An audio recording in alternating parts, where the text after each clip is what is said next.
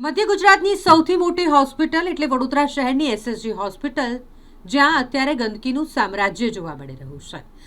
SSG હોસ્પિટલના શૌચાલયોની સાફ સફાઈનો contract જે કંપનીને આપવામાં આવ્યો હતો, તેનો કોન્ટ્રાક્ટ પૂરો થઈ ગયો છે. હવે હોસ્પિટલના તમામ શૌચાલયમાં તમને ભરપૂર ગંદકી જ જોવા મળશે.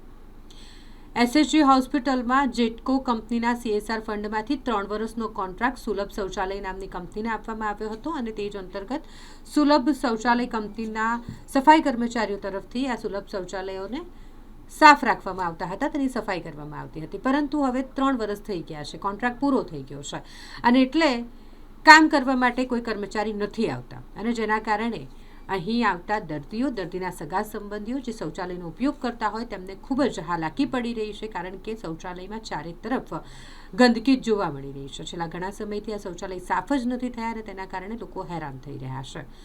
આ મામલે જ્યારે ઇન્ચાર્જ RMO સાથે વાત કરવામાં આવી તો તેમણે જે સફાઈ કર્મચારીઓની અહીં અછત છે તેનો ટોપલો ગાંધીનગર તંત્રના માથે ઢોળ્યો હતો. કોન્ટ્રાક્ટ 30 માર્ચે પૂર્ણ થઈ ગયો એટલે શૌચાલયમાં સાફ સફાઈ કરવા લોકો ન આવે એટલે અહીં ગંદકી ફેલાય છે. હોસ્પિટલમાં આવતા દર્દી અને તેમની આફાથી આવતા સગાવાલા તમામને મુશ્કેલી પડી રહી છે.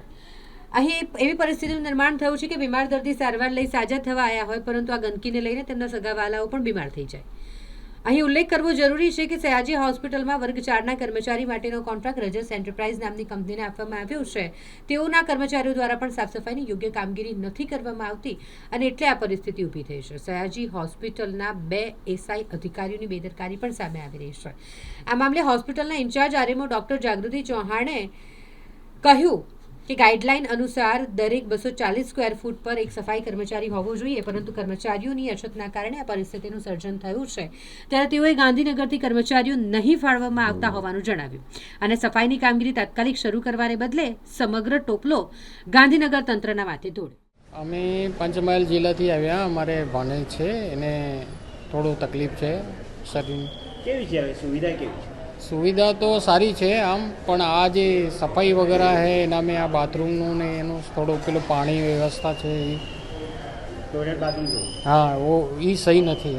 બરાબર નથી. ના. પીવાની પાણીની કેવી વ્યવસ્થા? પીવાની પાણી તો આ જ પાણી છે જે હાથ ધોવે છે ને એ ધોવે. ટોયલેટ બાથરૂમમાં હા હા બધા સારા થવા આવતા હોય એવું લાગે, બધા બીમાર પડી જતા હોય એવું. હવે આ સાફ સફાઈ રહે તો કશું વાંધો નહીં, અગર સાફ સફાઈ ના રહે તો ફરક પડે પછી. લોકો બીમાર પડે. હા બીમાર પડે. શું નામ તમારું? મહેશભાઈ. એસએસજી હોસ્પિટલમાં આ સંડાસ કેટલો બહાર સંડાસ પડ્યો છે, અંદર કોઈ માણસ જઈ નહીં શકતો, અંદર નહીં ઢેકા ધોવાના બી પેન્ચોમાં બાટલા નહીં, આ પોતાના બાટલા લઈને આમાં ઢેકા ધોવા જાય છે. આ એટલો એસએસજી એટલો ખરાબ છે.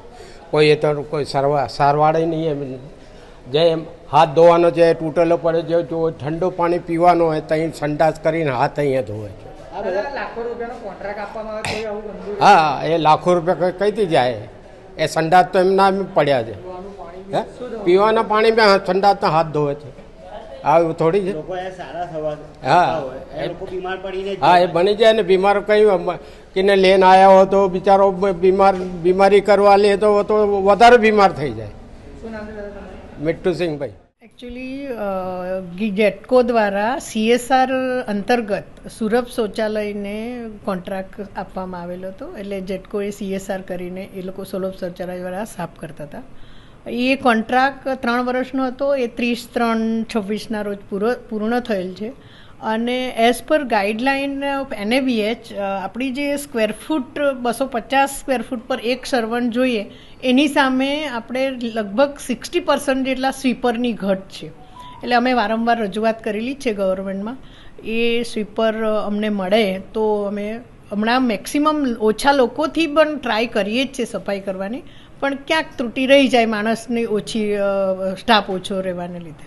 જવાબદાર તો કંઈ નહીં, અમે ઓછા સ્ટાફ સાથે પણ મેક્સિમમ ટ્રાય તો કરીએ જ છીએ, પણ ક્યાંક ત્રુટિ રહી જાય તો જ્યાં રહી જાય છે ત્યાં અમે સફાઈ કરાવવાની કોશિશ કરીએ. એ સ્વીપર લેવા એ અત્રેના સુપ્રિન્ટેન્ડન્ટના પાવરમાં નથી આવતું. ગાંધીનગરથી જગ્યા પોસ્ટ મંજૂર થાય છે, એટલે ત્યાંથી પોસ્ટ ના મંજૂર થાય, માણસો ઓછા હોય તો અહીંયાથી આપણે કશું ના કરી શકીએ. ગાંધીનગરની આ બેદરકારી કહેવાય.